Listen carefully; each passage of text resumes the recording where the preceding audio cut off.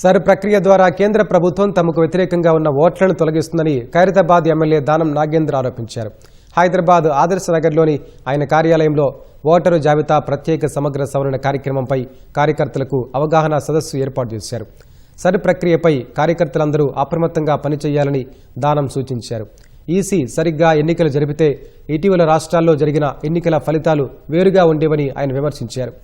ఆ ఎన్నికల్లో ఓటు చోరీ ప్రభావం స్పష్టంగా కనిపించిందని దుయ్యబట్టారు.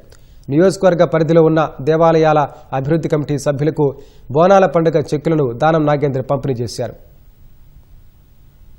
మన కార్యకర్తలు అప్రమత్తంగా ఉండి జెన్యూన్ ఓటర్స్ కి అన్యాయం జరగకుండా బోగస్ ఓట్స్ ని డిలీట్ చేయడానికి మన ప్రక్రియ మనం మొదలు పెట్టాలి.